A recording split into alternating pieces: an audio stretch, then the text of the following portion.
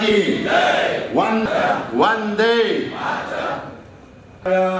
महायुतीच्या मेळाव्याच्या निमित्तानं व्यासपीठावरती उपस्थित आदरणीय आपले सर्वांचे नेते, लोकनेते, माजी खासदार, आदरणीय आपले सर्वांचे उमेदवार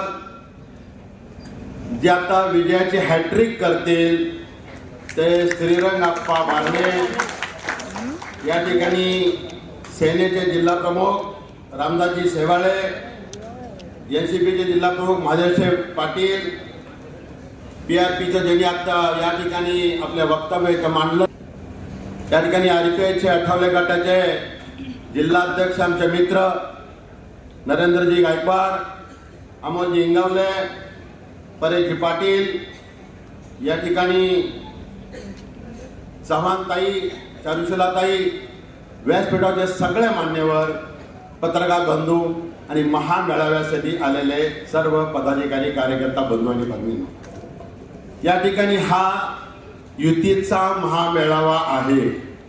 याच्या अगोदर उरणला मेळावा झाला, चिंचवड पिंपरी येथे मेळावा झाला, या ठिकाणी कर्जतचा 15 तारखेला आपली बैठक होऊन त्याच्यानंतरची तारीख ठरेल। आज 12 तारखेला पनवेलचा मेळावा होतोय। मी हे कशासाठी सांगतोय की या लोकसभा मावळच्या क्लस्टरची जबाबदारी पक्षाने माझ्यावरती क्लस्टर प्रमुख म्हणून दिलेली आहे। या ठिकाणी रत्नागिरी आणि सिंधुदुर्गापर्यंत रायगड हे तिन्ही विभाग क्लस्टरचे जबाबदारी काम करण्याची माझ्यावरती आहे। म्हणून हे बैठकीचं स्वरूप मी तुम्हाला सांगितलं आणि आम्ही सगळे आता या ठिकाणी एकत्र आलोय। मगाशी आता आरपीआयच्या नेत्यांनी सांगितलं की या ठिकाणी थोडा समन्वय व्हायला पाहिजे। समन्वय झाला, चर्चा झाल्या, एकत्र आलो। हा समन्वय कशासाठी असतो हे आपल्याला सगळ्यांना माहिती आहे। समन्वय नसेल तर गैरसमज वाटतात, म्हणून आपण इतके युतीचे पक्ष आहोत। आपण हे 5, 6, 7 युतीचे पक्ष नाही, 22 पक्षांनी या महायुतीला पाठिंबा दिलाय। म्हणजे 1, 2, 3 नाही, 22 पक्ष या महायुतीवर।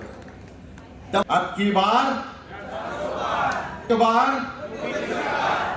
आणि तिसरी बार बारणे खासदार। न्यूज अपडेट पाहण्यासाठी आजचा महाराष्ट्र न्यूज चॅनल लाईक व सबस्क्राईब करा।